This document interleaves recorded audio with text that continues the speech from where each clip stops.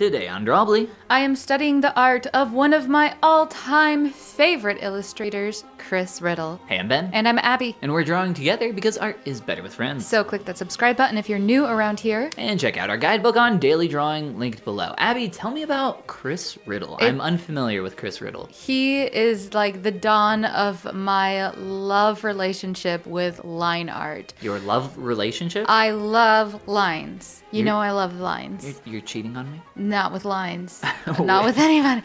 Oh my With god. lines? What the heck? Yeah, you're so weird. With Chris Riddell? With Chris Riddell? No, but flashback. 13-year-old me opens up I'm there. the Edge Chronicles, book 1, and just loses herself in this beautiful Where world. are you? Paint a picture for Okay, me. I'm at the Lebanon, Ohio Public Library. It's Okay, an okay. old book library. Old book library. Got it. And I pull this book off the shelf. Wait, it might have been the Westchester one. Wait. No, okay. it's really important that you have the correct library. We went to so many different libraries. We had to keep circulating. My mental image It is did not ruined. kick us out. Tell me more about Chris Riddell. Chris Riddell illustrated the series The Edge Chronicles, which is a fantasy series following several different characters over the course of its time. Okay. Is But this a young adult? it's a young adult chapter book, but it Chapter book? What is a chapter book?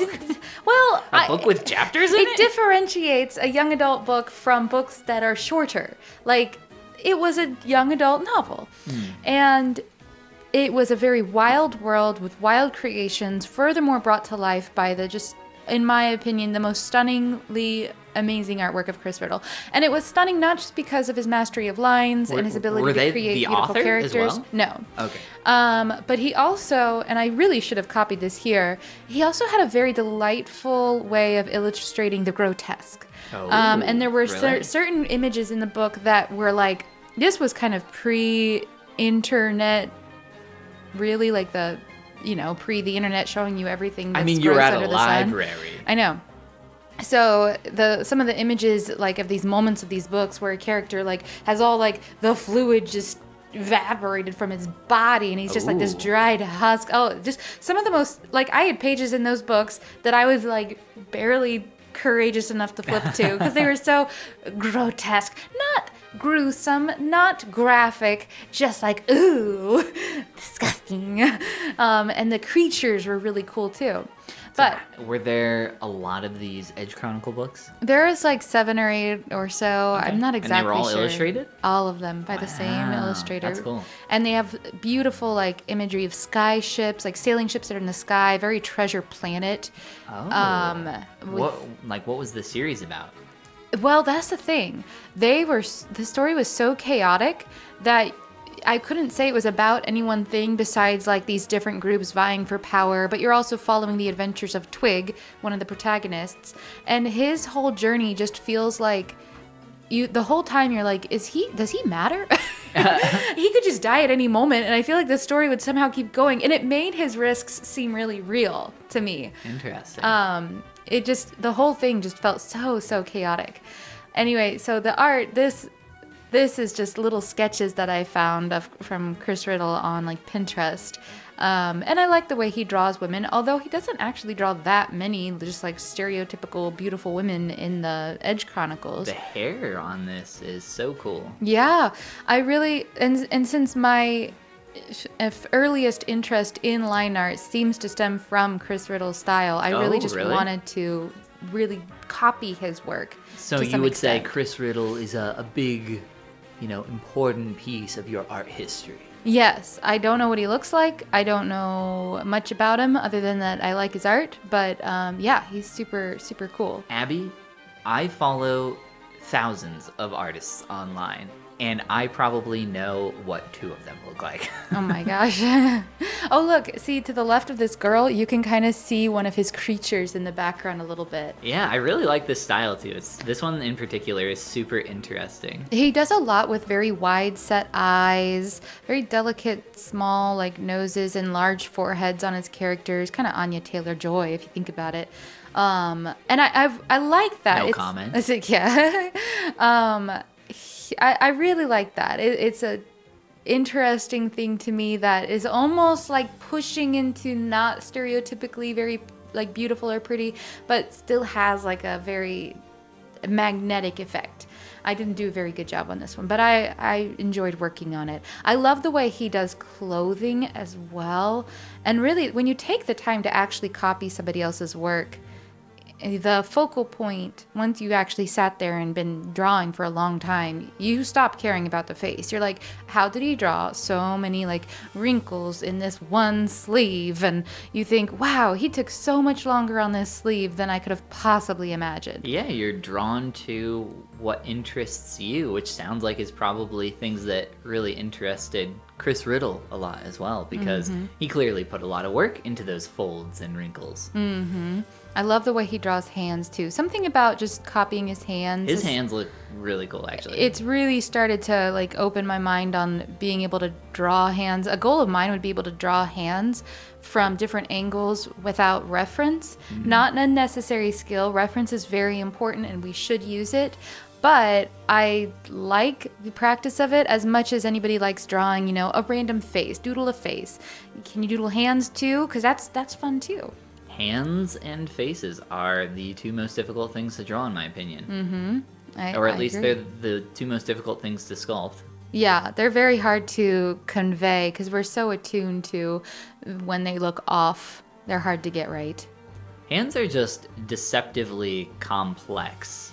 They're simple in a lot of ways, but also like the intricate details of them, by messing them up even a little, can just kind of ruin the whole thing. Absolutely.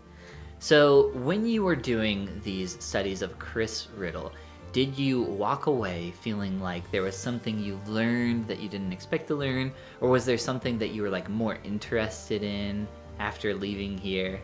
So something that I noticed in his work after studying it up close was, one, I liked how he draws eyes. They're all very, very round and with like free floating irises and pupils, which I think is kind of like this crazy look, but I love it. It absolutely makes characters look crazy. I love it. It's actually a textbook way to make a character look crazy. I think that adds a lot to the chaos feeling of the Edge Chronicles, where everybody looks slightly insane. Oh, yeah?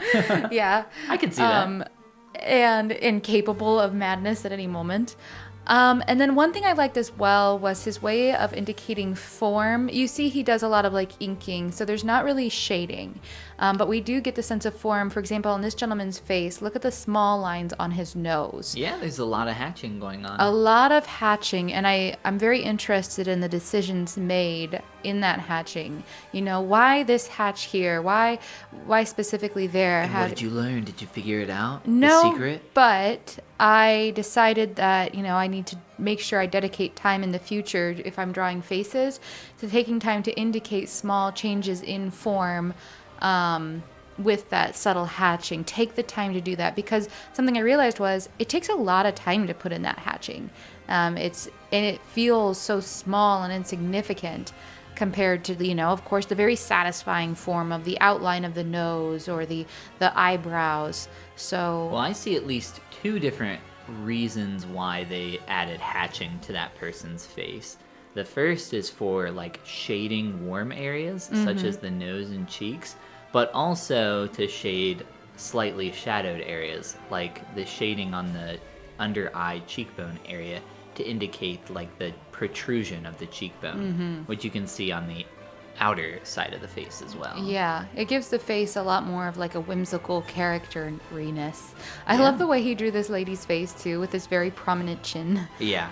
I think he's just so fun, and like how he pushes on and emphasizes characteristics to have very interesting and different characters. I love when anatomical form is pushed to really fun extremes. Yeah. I definitely prefer that when I'm sculpting. And look, I did not draw this fellow up to the top right, that kind of bestial character, but I really like his look too. I think He's got a good look, yeah. He does. He does. I just love the way these characters look. I've always been drawn to them, so I had the best time drawing these. I drew these late into the night. In fact, the very last one I did after her, I was actually I'd gone to bed and I pulled out my iPad and I was falling asleep drawing the last one. And you can kind of tell I was kind of falling asleep. It's very like scribbled in. It's this one. But I just really wanted to end on one of the main characters from the series. This is the first 3 books focus on Twig, but this is Quint. He is a very similar character to Twig. I think they're related. In the fact that he could die and the story wouldn't change at all? Quint feels a little more quintessential to the plot. I see what you did there. And I think he is several generations removed from Twig. I like how everybody in this universe has pointy ears, but it's not like ever remarked on at all as like, oh, they're elves with pointy ears. It's just people have pointy ears in this world. That'd be as weird as pointing out that, we all have round ears on Earth. That would be very weird. You're right. Yeah, and I just really like that. I really need to stop pointing out how round people's ears are. Exactly. Because I get weird looks all the time, and just now in this moment, it made sense. Like, you contextualize it for me. Yeah. So what a delight to draw Quint and his hat. As I was literally falling asleep and had to set it all aside and say, no, that's enough Chris Riddell. So here's all my Chris Riddell drawings. It was so fun to dive into the art of one of my favorite illustrators of all time. These are amazing, and I feel like you did Chris Riddell justice. Oh, well, thank you. And if you want to do us justice, click that like and subscribe button. And check out our guidebook, How to Easily Draw Every Day, at the link below in the description. And this is the part where we say... goodbye. Goomba. Ben, will you read the Edge Chronicles with me? Am I allowed to say no? Nope. Then yes. Oh, this is so great. Yeah, I can't wait. I can't wait.